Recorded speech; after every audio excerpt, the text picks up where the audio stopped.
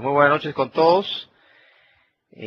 Antes que nada, darle la más cordial bienvenida a esta breve presentación que tiene justamente como objetivo dar los lineamientos para poder documentar un sistema de gestión de la calidad basado en la norma internacional ISO 9001, la versión 2008.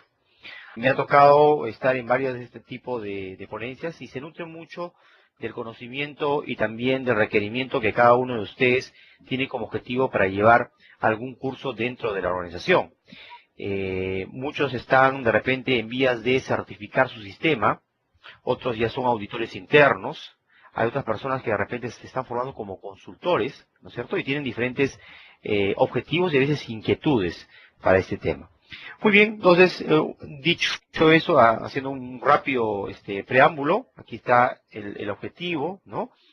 Estar en la capacidad de poder estructurar, diagramar, poder estandarizar procedimientos, ¿no es cierto?, dentro del sistema de gestión de calidad de una organización, basado en el estándar ISO 9000, la versión 2008.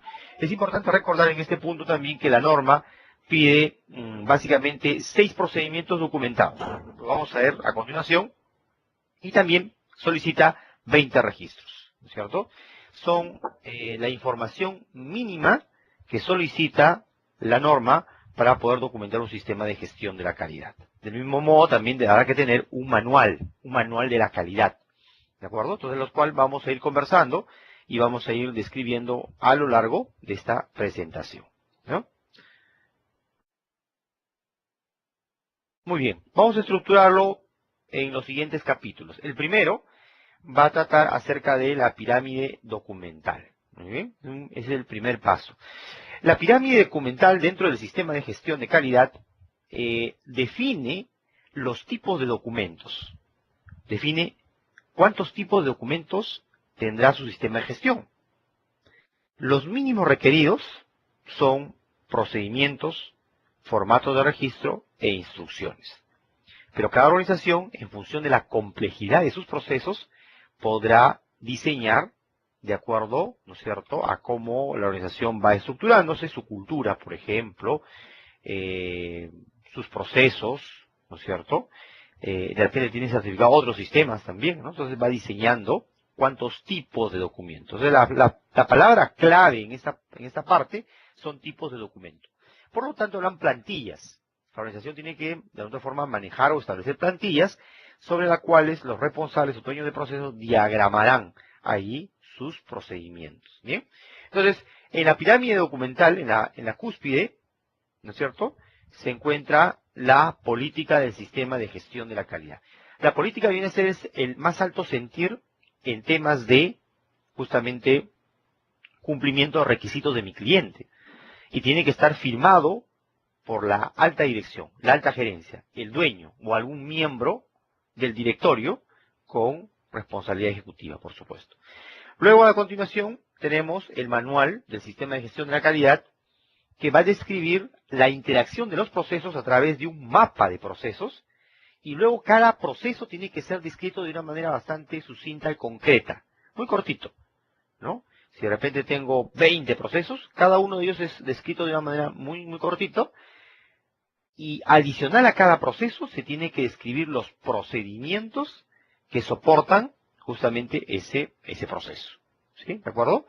Entonces, el manual de gestión de calidad es un documento bastante, digamos, corto, ¿no? Que va a resumir mi sistema de gestión. Tiene mapa de procesos, la política, los objetivos, metas, indicadores, ¿no es cierto? Tiene una matriz de referencia cruzada al final, que significa en la cual yo hago una matriz de doble entrada.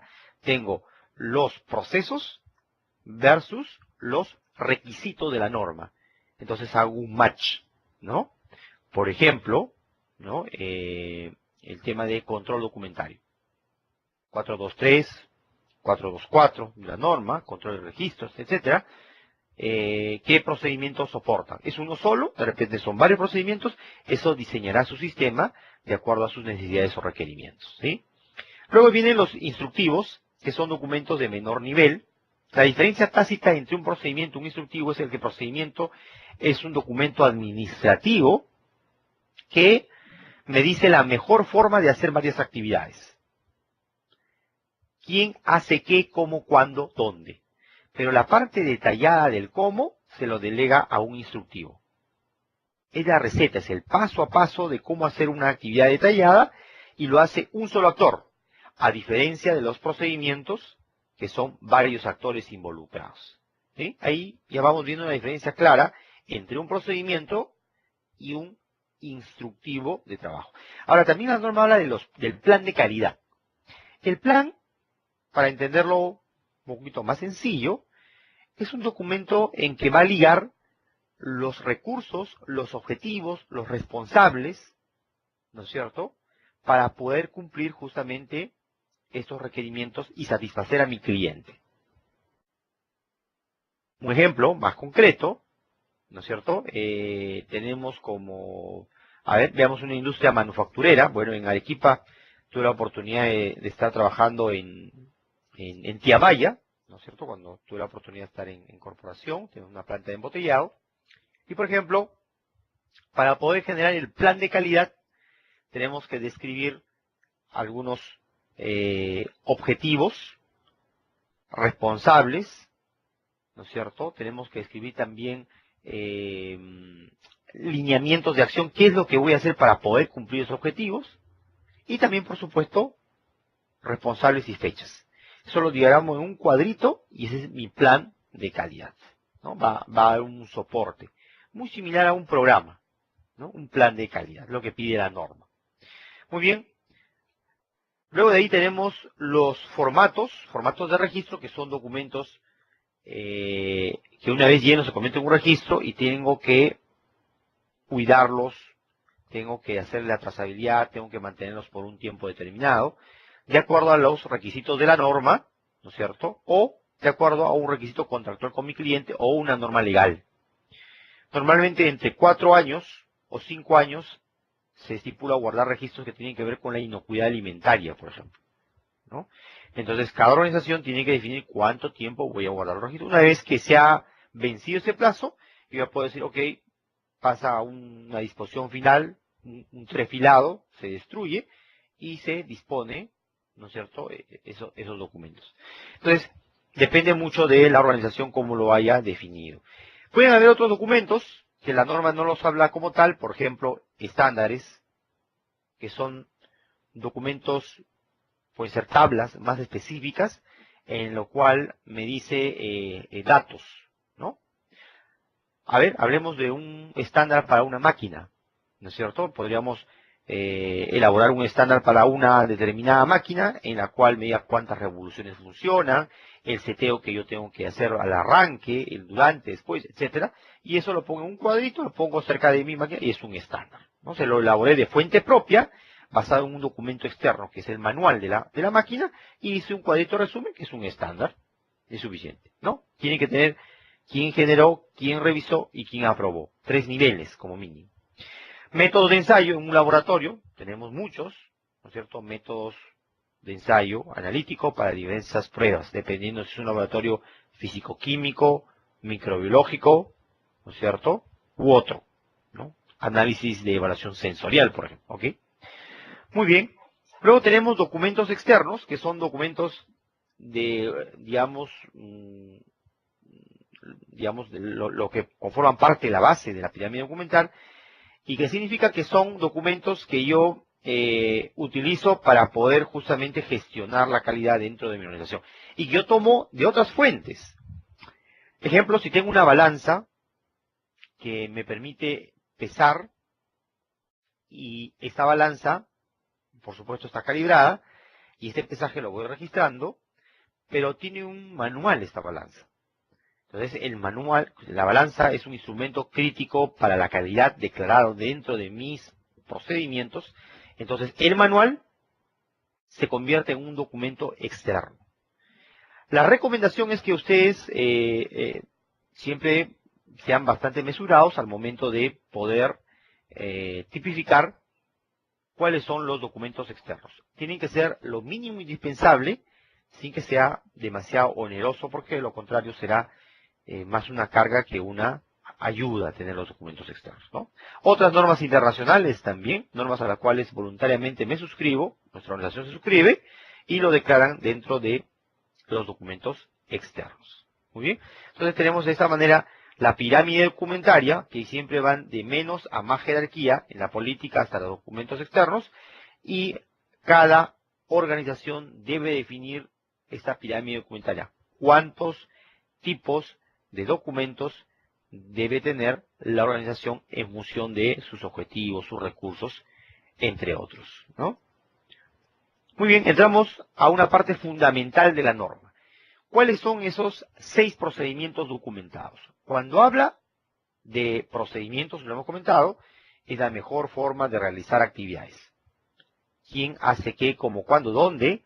Y la parte documentado significa que sea sistémico, que haya un mecanismo para poder, con cierta periodicidad, revisar estos procedimientos. No sé, anual, cada 2 años, dependiendo de la organización, dependiendo de la relación contractual con mi cliente. Me ha tocado ver en unos casos, por ejemplo, unidades mineras, cuando presentan un programa para contratistas y subcontratistas, piden que su documentación sea actualizada mínimo al año. Ejemplos concretos, por ejemplo, Barrick Lagunas Norte pide a sus contratistas y subcontratistas que su documentación, para el caso de una licitación, sea actualizada anualmente. Es un requisito de mi cliente y tengo que cumplirlo. Quiere decir que no necesariamente cambió algo, sino que dentro de esta revisión yo me aseguro que lo haya hecho mínimo anualmente, ¿no? Entonces, eso tendré que ponerlo en función, como le digo yo, de mi cumplimiento con mis clientes, ¿no? En el caso del control de registros, igual, normalmente los procedimientos se unen, ¿no? Control de documentos, control de registros, normalmente un solo procedimiento. Puede tener separados también. Auditorías internas, no se olviden que ya la norma vigente es la ISO 19011, la que salió en noviembre del 2011. Control del producto no conforme. Acá me dice una participante, Laura, dice no lo puedo escuchar. ¿Ahora me puede escuchar, Laura?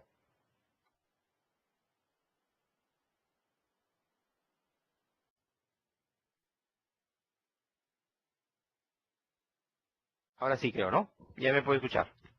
¿Me puede escuchar claro? Creo que sí, ahora sí. Muy bien.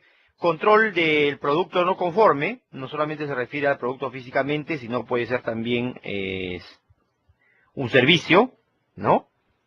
Acciones correctivas y acciones preventivas, ¿no? La acción correctiva se toma ante la detección de un hallazgo y se califica como no conformidad, entonces tengo que tomar una acción correctiva para poder eliminar de raíz lo que causó esa no conformidad. Y la acción preventiva es algo que podría ocurrir. Normalmente es un mal hábito, ¿de acuerdo? El sistema debería orientarse a mayor cantidad de acciones preventivas que correctivas. Eso también es bueno comentarlo. Ahí me ha tocado ver también indicadores. ¿Cuántas de las acciones, los hallazgos detectados en auditorías u otros eventos que no solamente auditorías, generaron acciones correctivas y cuánto generaron acciones preventivas? Las preventivas deberían ser mayor, o sea que el sistema debería detectar antes de que suceda el evento, ¿no? Por lo tanto, es un sistema más preventivo que reactivo, ¿no? Entonces, estos serían los 6